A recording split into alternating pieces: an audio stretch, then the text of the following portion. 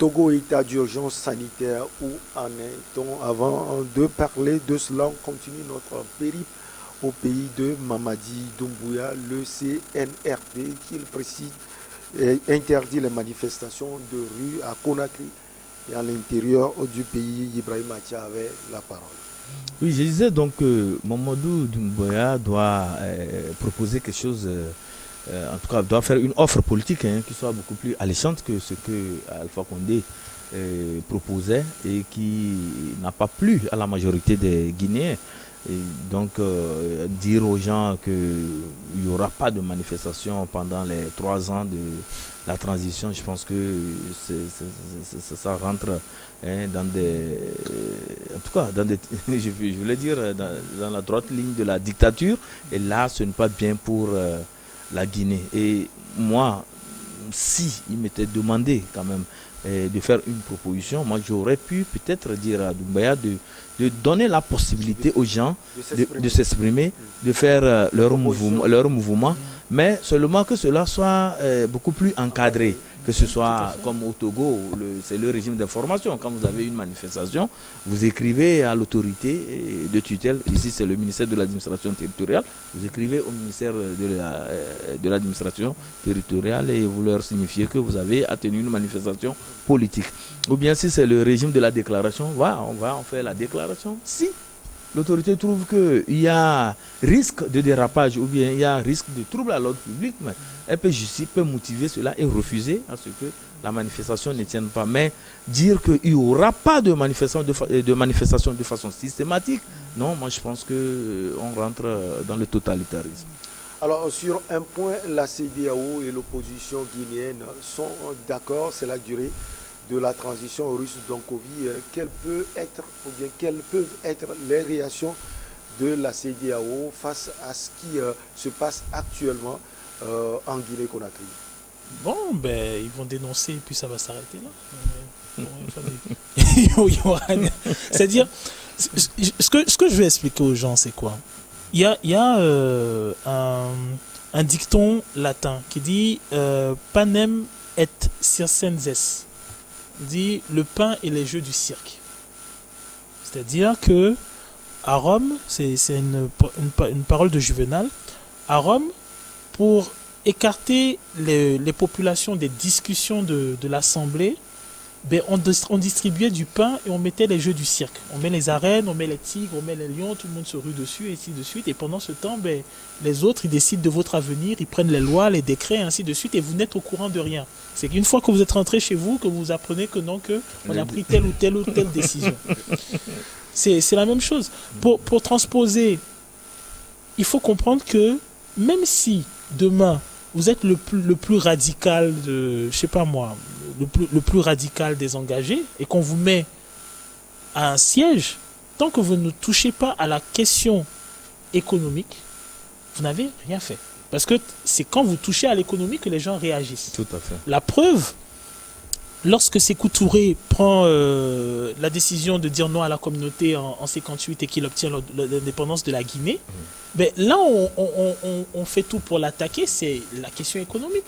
On rapatrie le matériel, on ramasse tout, De Gaulle est fâché et ainsi de suite. Et lorsqu'il sort sa monnaie, qu'est-ce que l'on fait? On met l'opération Persil pour casser, saboter la monnaie guinéenne. Vous n'avez jamais entendu parler de Sékou Touré ayant détourné de l'argent ou ayant eu des transactions bancaires au Panama ou des trucs, vous n'entendrez pas. Vous prenez le cas du Mali. Tout à l'heure, on parlait du Mali. Vous prenez le cas du Mali. Mais Modibo Keïta fait la démarche. Le rapport du Mali à l'URSS et à d'autres puissances ne date pas de maintenant. Ouais. Modibo Keïta prend la décision de démettre le franc malien. Le franc malien, il est tombé. On a été obligé de remettre le CFA. Ouais. Donc, en réalité, tant que vous ne travaillez pas avec le peuple sur sa capacité à se réapproprier l'économie,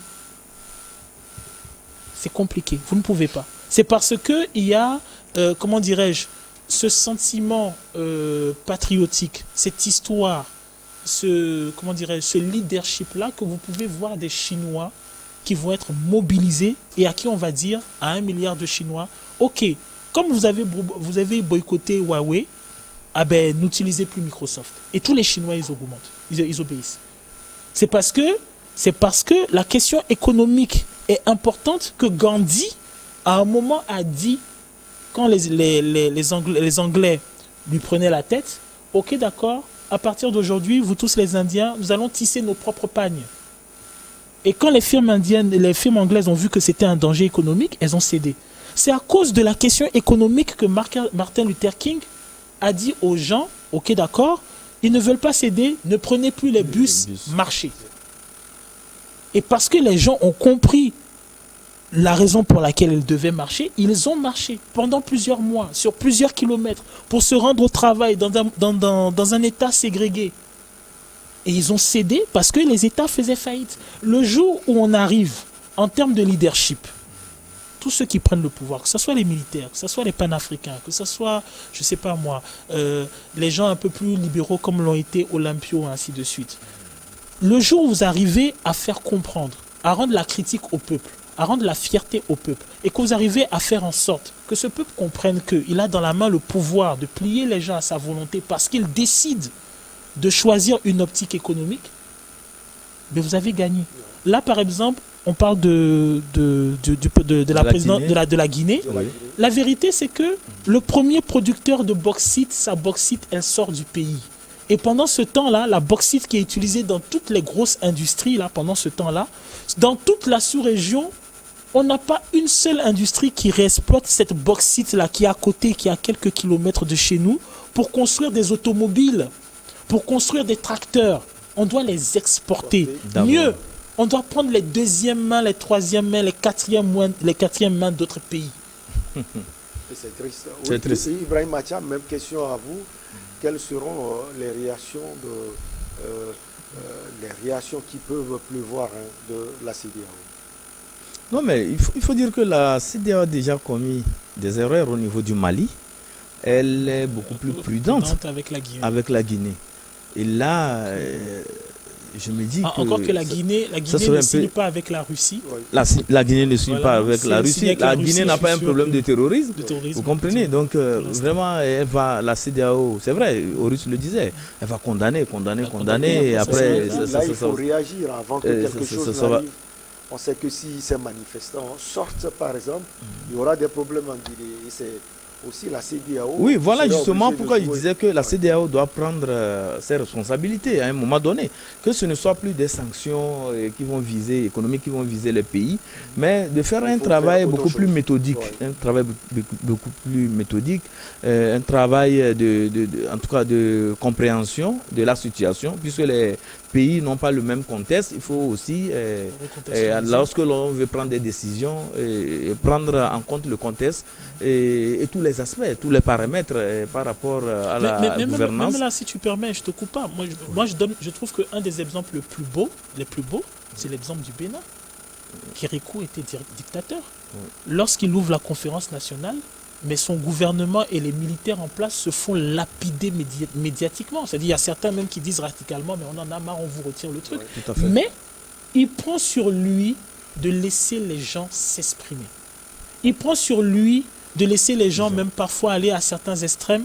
Ok, il contient, il essaye de ramener les gens. Et une fois que ces gens sont exprimés, ok, on arrive à planir les choses et à aller vers l'avant. Ce n'est pas rien un chef d'État militaire qui a été dictateur et qui dit, ok, d'accord, je laisse le pouvoir aux civils et on a ses forces au glos. Et après, il revient avec la casquette civile. C'est-à-dire que c'est possible.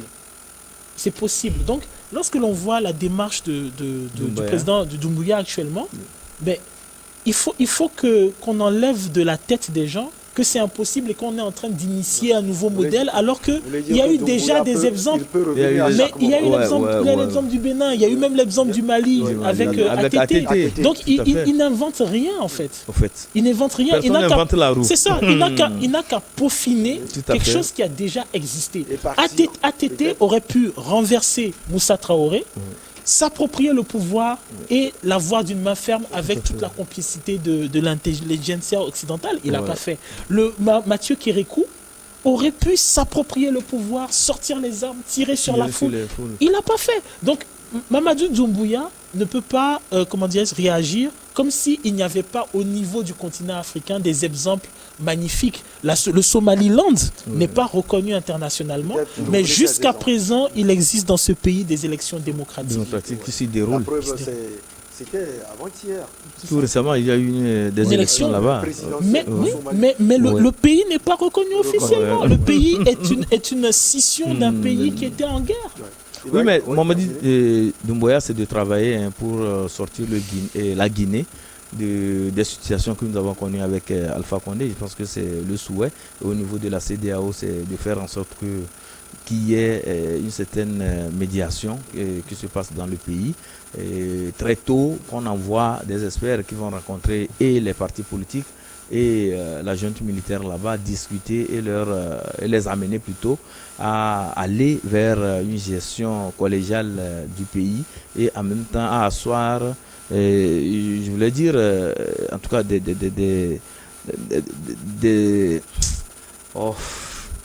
le mot m'échappe, mais je pense que je vais revenir à asseoir vraiment un modèle qui puisse amener la Guinée à aller de l'avant. Puisque tout ce que nous disons, quand vous les voyez, que ce soit la junte au pouvoir ou bien ceux qui prennent le pouvoir, les dictateurs que nous avons sur le continent et les régimes et autoritaires que nous avons, tous se réclament d'un certain patriotisme pour le pays. Mais est-ce qu'en réalité, lorsqu'on est patriote, est-ce qu'on travaille à saper l'élan de développement du pays? Non. Peut-être qu'il y a des incompréhensions qui se posent à des niveaux donnés, mais si on discute, je pense qu'on parviendra quand même ensemble à avoir une certaine visibilité, à avoir une certaine vision pour le pays, à s'accorder sur le minimum. Et ensemble, si on s'accorde sur le minimum, c'est que ce que l'on va faire comme action pour le compte du pays, ça ne peut que rencontrer l'assentiment de la majorité. Décrété depuis début avril 2020, l'état d'urgence sanitaire a été prolongé à maintes reprises au Togo. On va parler justement de l'état d'urgence au Togo. Ibrahim Matia, on reste avec vous. Où en est-on? C'est ça la question. Mais il faut dire que c'est toujours en vigueur. Tout récemment, lorsque le gouvernement actuel était allé à l'Assemblée nationale pour demander 6 mois, les parlementaires ont estimé que non, il fallait leur accorder plutôt 1 an. Donc l'état d'urgence est toujours en vigueur, sauf que la situation sécuritaire s'est nettement améliorée. Et on n'a plus ces cas-là de contamination au virus. Et, en tout cas, les nombres qu'on affichait et qui faisaient peur à l'opinion, aujourd'hui ce n'est plus le cas. Lorsqu'on fait le bilan journalier, vous voyez que c'est peut-être 2 cas qui sont signalés sur 1000 ou bien 800 tests réalisés. Donc ça veut dire que la situation sanitaire s'est nettement améliorée. Mais la situation sanitaire en lien avec le coronavirus, bien évidemment, je précise.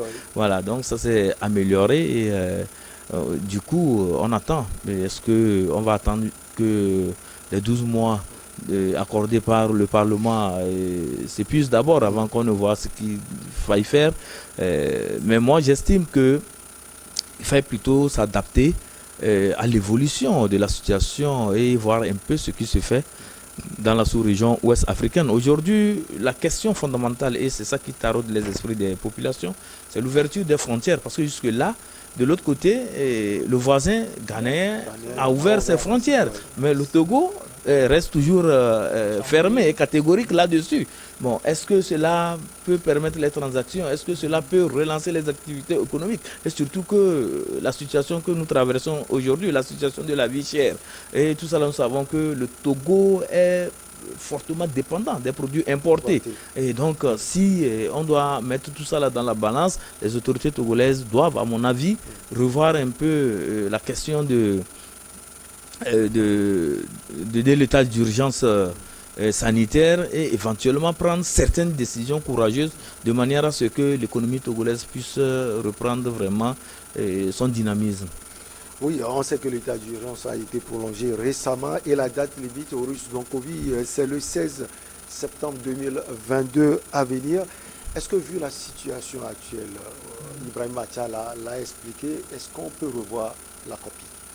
Il faut revoir la copie. De toute façon, vous connaissez mon positionnement voilà, sur la question. C'est pourquoi j'ai posé la question. Il faut revoir la copie parce que c'est bon, on est premier. Les Togolais sont studieux, c'est connu. On est premier. Tout le monde sait qu'on est premier. C'est bon. Ouvrez les frontières. C'est bon. Et tout le monde. ONU, félicitations. Tableau, comment on appelle tableau d'honneur, médaille, tout ça. Y a pas de... Maintenant, c'est beau. Ouvrez les frontières. Voilà, parce que à la fin, moi, si vous voulez, par rapport à la gestion de la crise. Mettons que j'ai été super fier des réactions des populations. Parce que, je répète encore, il n'y a pas Superman qui a débarqué. C'est spontanément qui se sont lancés dans les recherches. Et après, il y a eu des initiatives que j'ai trouvées merveilleuses. Les phytothérapeutes du pays qui se mettent ensemble avec les universitaires togolais. Mais tu regardais, magnifique, tu vois les gens qui pour maintenir leur commerce, qui ont commencé à faire des applications, qui ont faire de la livraison à domicile, qui ont commencé à ouvrir des services. Les gens ne sont pas restés inertes, ils ont réagi. On a commencé à parler de production locale, on a commencé à parler de qu'on appelle consommer togolais. Et ainsi, les gens ont réagi. C'était magnifique. Qu'est-ce qui est venu saper ça? Là où le gouvernement a suivi à un moment, et puis qui est venu saper ça, c'est qu'après on a eu des Superman qui sont venus imposer les choses en disant oui voilà, non, si tu ne fais pas le vaccin, on va te faire ceci, si on ne va pas te faire ceci, on va te faire cela, en oubliant tout simplement que l'initiative au début elle n'était pas d'eux, l'initiative c'était des populations. À Lomé on distribuait des cache-nez, les gens ils fabriquaient les cache-nez avec les rechutes des tailleurs et on se partageait les cache-nez avant même qu'en Europe on avalise l'utilisation des cache-nez. Bon. Donc, à un moment, maintenant,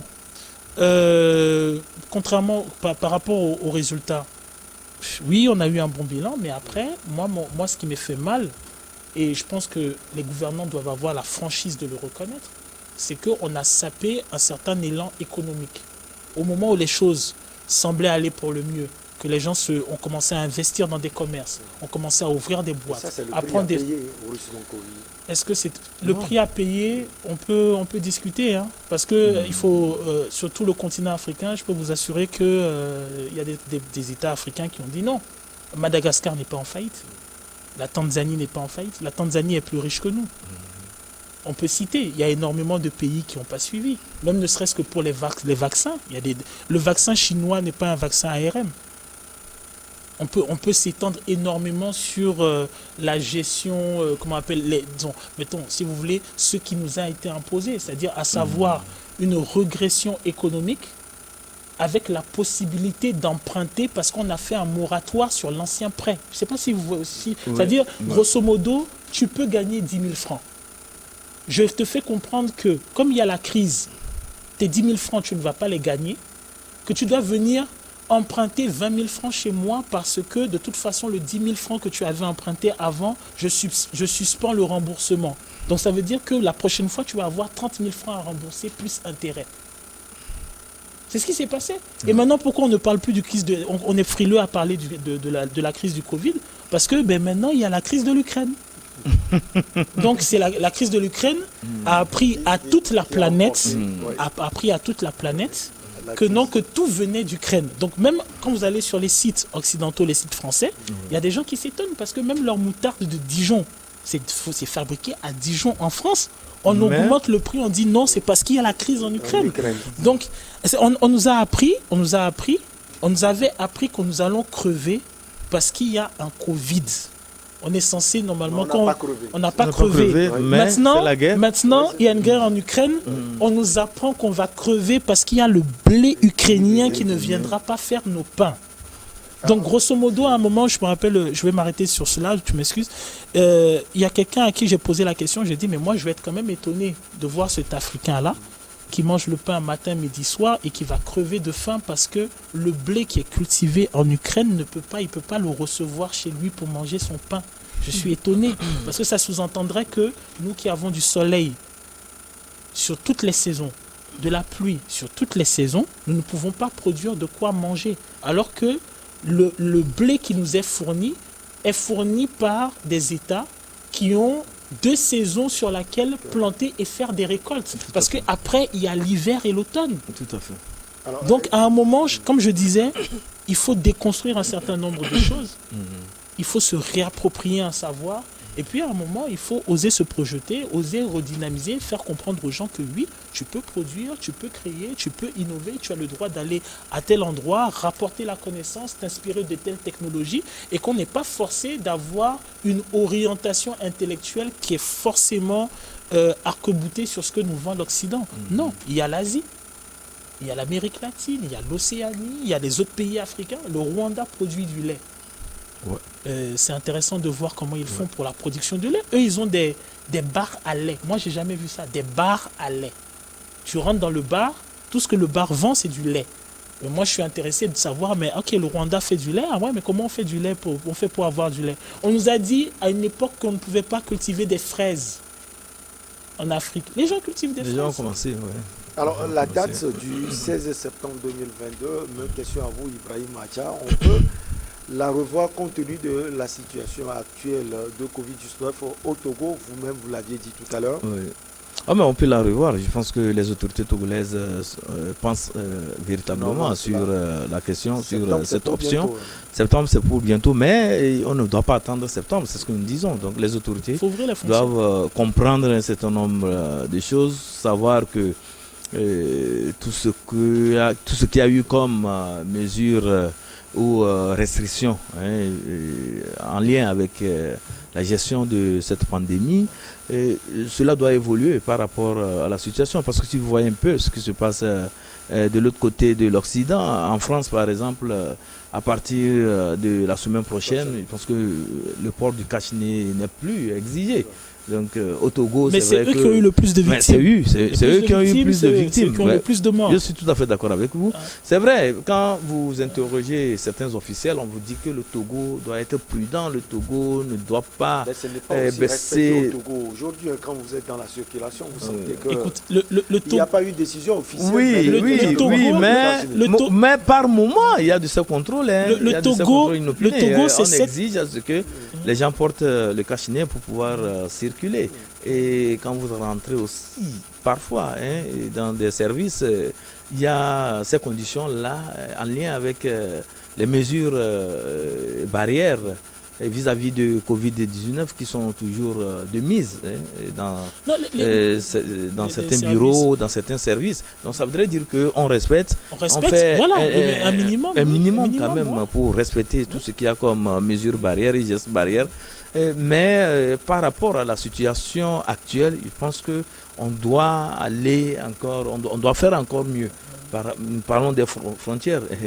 Peut-être que vous ne sentez pas ce que cela a comme répercussion sur les transactions économiques dans notre pays. Si les autres ont ouvert, il faudrait qu'on comprenne qu'il y a urgence aussi qu'on aille vers cette approche.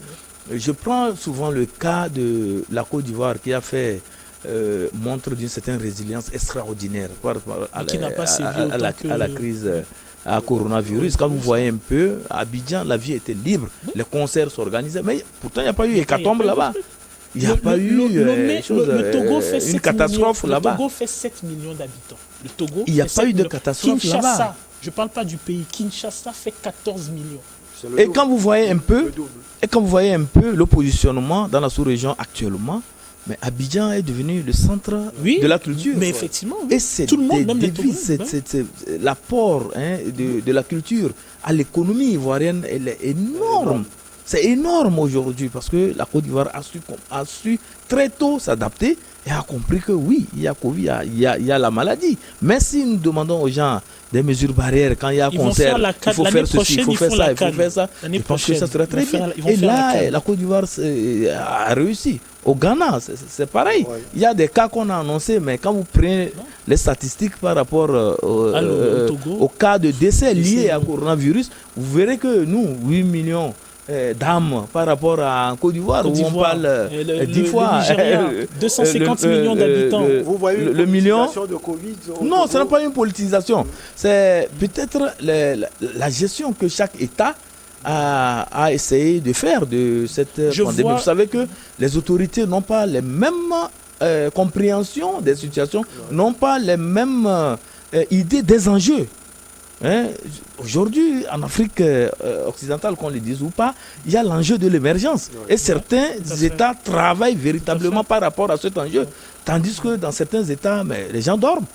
Les gens ne savent pas qu'il y a un rendez-vous de l'émergence. Et en 2030, c'est bientôt. Vous allez voir qu'en 2030, certains pays de la sous-région vont développer des capacités extraordinaires en matière de prise en charge, en matière de développement économique, en matière de développement même industriel. Mais pendant ce temps, d'autres seront à l'étape embryonnaire, même le décollage même de leur économie, ce serait des problèmes. Ils vont continuer par s'endetter. Et là, vous voyez, quand on continue par s'endetter, le surendettement, on ne s'en sort pas. Et ça ne donne pas des possibilités d'épanouissement de la jeunesse. Ça ne donne pas les possibilités pour que les populations puissent véritablement se prendre en charge et voir un peu leur développement et leur progrès. Et ça, je pense que c'est l'enjeu. Et les chefs d'État au niveau de chaque pays doivent voir ça et commencer déjà par se positionner, que de rester dans une démarche, je ne sais pas, pour pouvoir récolter des prix ou bien pour pouvoir être bien classé, alors qu'en réalité, la réalité sur le terrain, vraiment, elle n'est pas rose. Le problème est un problème de projection. Je vais m'expliquer. Le Nigeria, entre-temps, a eu un souci. Il voulait, si vous voulez, avoir le leadership africain et il était en ballottage avec l'Afrique du Sud. À chaque fois que le Nigeria haussait la tête, on lui opposait l'Afrique du Sud. Ouais. Et qu'est-ce qui s'est posé comme problème? C'est que il ne s'agit pas simplement d'avoir une hégémonie militaire ou une hégémonie financière. Il faut aussi avoir un soft power qui est représentatif. Donc, c'est-à-dire que culturellement, vous devez avoir une certaine influence. Et ça se regarde quand vous allez dans des organes internationaux, on est sensible à ces questions-là. Ouais. Mais qu'est-ce qui s'est passé? Il s'est passé que le Nigeria, comme vous le voyez sur ces dernières années, fait une grosse offensive culturelle, que ce soit en termes de cinéma, en termes de musique, en termes de culture, en termes de... Une grosse offensive. Ce que faisait l'Afrique du Sud... À un moment où on était envahi par tout ce qu'il y avait de sitcom, de représentativité sud-africaine. Vous avez remarqué l'Angola qui fait la même chose parce que l'Angola est un des leaders de son secteur. Ouais. Donc, lorsqu'on est dans le pays qu'est le Togo, où on est très normé, où on est très dans les chiffres et ainsi de suite, et où on peut être très négligent sur des choses aussi simples que sont le rapport à la culture, le rapport au cinéma, le rapport à la musique, le rapport au concert, le rapport à l'art plastique, le rapport aux zones touristiques, le rapport à la présence au flux. Parce que ceux qui ramènent par exemple les expatriés, ce n'est pas les tours opérateurs, ce sont les ONG. Non. Et les ONG, elles investissent dans quoi? Elles investissent dans tout ce qui est agricole, tout ce qui est éducation, ainsi de suite. Donc, lorsque vous cassez tout ça, mais vous coupez les gens de toute une projection lucrative pour le pays. Là, ce qui s'est passé, comme il parlait de la culture, mais la plupart des artistes togolais, ils sont partis à Abidjan. Non, c'est Abidjan. Les cinématographes, ils sont partis à Abidjan. Oui, au Nigeria. Merci beaucoup à vous, ça a été un plaisir de vous avoir sur ce plateau. Russe Donkovi, activiste panafricain, et le journaliste Ibrahim Macha, directeur de publication de Temps Nouveau. On se retrouve prochainement. Merci beaucoup, Ibrahim. Toujours avec le même plaisir. À très bientôt.